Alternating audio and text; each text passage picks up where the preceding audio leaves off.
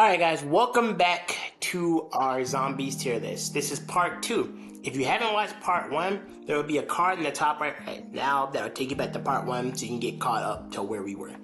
Back in part 1, we did World at War, BO1, and BO2. This video, we're going to be doing both BO3 and BO4. And then part 3 will be a Cold War and BO6, okay? So, let's not waste any time. Let's get into it. So, starting off, we have Shadows of Evil. Shadows of Evil was a map that I've known of since before Black Ops. No, that's not true. Only knew about the Giant. Shadows of Evil, I found out when I watched a Syndicate video back in 2015. Back like before the game came out, where he played the game like a week early. And then I heard nothing else after that. And then I played it. To me, Shadows of Evil is a immediate S tier map. The atmosphere, the time frame, the characters, the story, everything. In this map, the only new perk we ever get in BO3 is introduced in this map in Widow's Wine. Widow's Wine is a perk that transforms your grenades into sticky grenades filled with web. And it acts like a early game jug if you don't have jug. So you can survive up to 4 hits, and every time a zombie hits you, they'll be covered in a sticky web that'll freeze them for a few seconds and at 10 points over time, as long as they're webbed up. The Easter egg on this map, never beat. Always get to the flag step and then lose. And then the one weapon on this map is, of course, the Apothecary Servant. And for the first time ever, we have a specialist weapon on this map, at least in BO3 that is. We have the specialist weapon in this map, which is, of course, the Apothecary Sword, which is really cool, which you can upgrade, by the way. Well, you have to upgrade the sword to do the Easter egg anyway, so what do you do? Now, BO3 also introduced a new mechanic called Gobblegums. Gobblegums are essentially power-ups that add special effects to your game. For instance, if you have a perkaholic Gobblegum, you automatically get all perks in the map, and that goes for all maps on BO3, like the Shadows, the Giant, the Rising, Zetsubo, Gorai, Revelations, all the Origins maps. Everything. It works the same way in BO4 and in Black Ops 6 as well. Just gonna throw that out there now. But yeah, Shadows of Evil gets an S tier. And also to mention the zombie shield in BO3 is probably even better than it was in BO2. Alright, next up is the Giant. The Giant is basically BO3's version of the Reese, so it goes exactly where the Reese goes in B tier. It's the exact same map that we played back in BO1 and World at War, just with a fresh new coat of paint and brand new, and the premise is in it this time instead of Optimus, which I should have explained better back in BO1. But we're not talking about story; we're talking about the map itself. Also, from what I've heard, stamina ups on this map, but I've never been able to pull it. Also, the same tricks you can use in the World at War in BO1 you use here. Alright, so now we have the BO3 versions of some maps, so let's talk about them. Not During Totem, it immediately goes into the bottom of B tier because now it has the Wonder Fizz and you have Gobblegums. The same thing can be said for Varut because you got Gobblegums in this one as well. Shino, same thing because you got Gobblegums. Kino is already going in B tier. I'll put it right here. You got Gobblegums in this map as well. Ascension goes literally in the exact same spot because again, Gobblegums, and the fact that the Easter egg is even easier in this map with Gobblegums. Shangri-La, I can finally talk about this map now. BO3 Shangri-La is really tough. It's literally the same as BO1 Shang, so if I were to play BO1 Shang, I'd put it probably in the same place I'd put BO3 Shang. I don't play Shangri-La all that often. When I do, it's like a really quick burst. I put it in C tier. I'm putting it in C tier for now because I don't have much to say about it. I don't play it that much, but I promise if I do, one of these days I'm gonna get to it. BO3 Moon sits at the top of B tier, above its BO1 counterpart, just because of overall game balance and the fact that Gobblegums exist. BO3 Origins, it goes into A tier. It would be S tier if the Panzer didn't take God knows how long to kill. But other than that, though, that's the end of BO3. I told you guys it'd be pretty quick. There wasn't much. There really wasn't much to talk about in terms of like the It really wasn't much to talk about in terms of BO3, especially with the Zombies Chronicles maps. Because literally, those maps I literally talked about, there's really nothing much to them except for Gobblegums, of course. Alright, now we're on to BO4. This one's gonna hurt. This one's gonna hurt. This one's gonna hurt. I know it is. Alright, Void to Despair is up first. This map hurts me.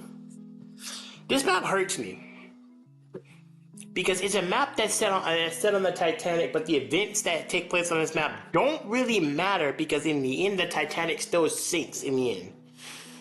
BO4, in terms of perks, also did away with the Core 4 perk system from Black Ops 3, 2, and 1 and World at War. And now you spawn in with four pre-picked perks. So you load in the zombies, you pick your perks, you pick your starting weapon, you pick your specialist weapon,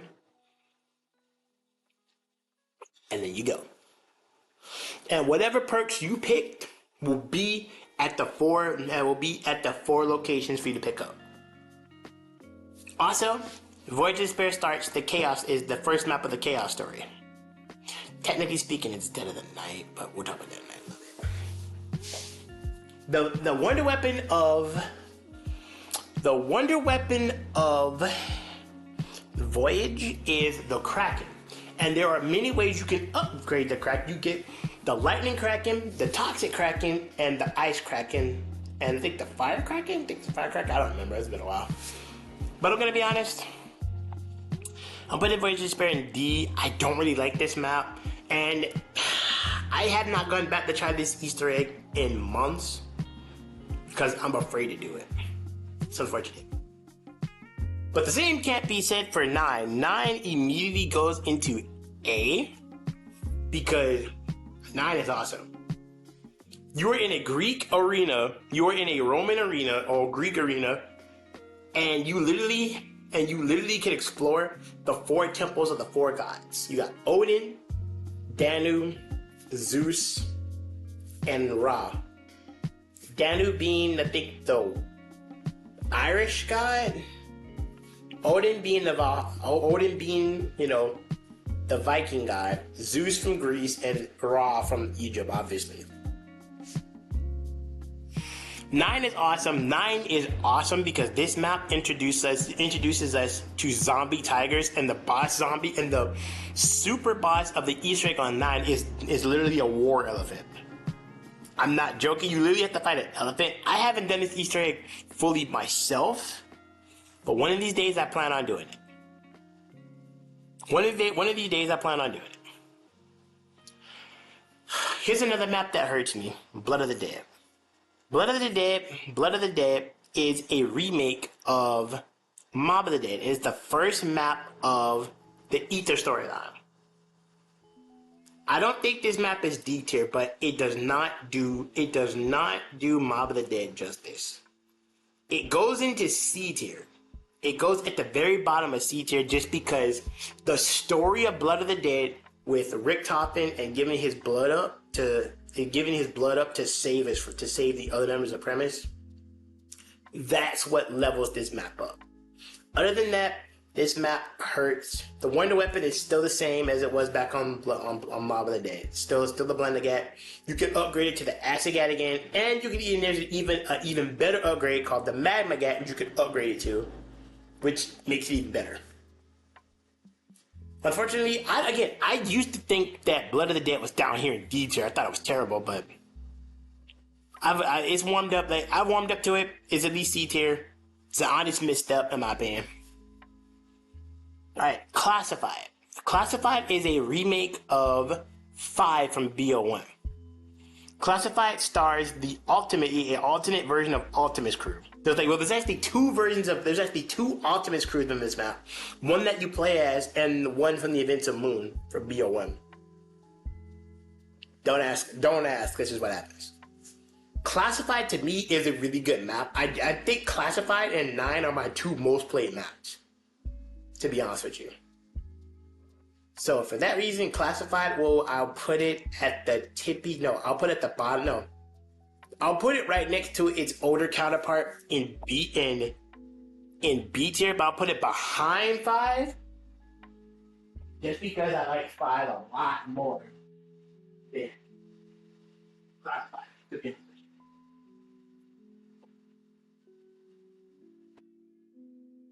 Okay.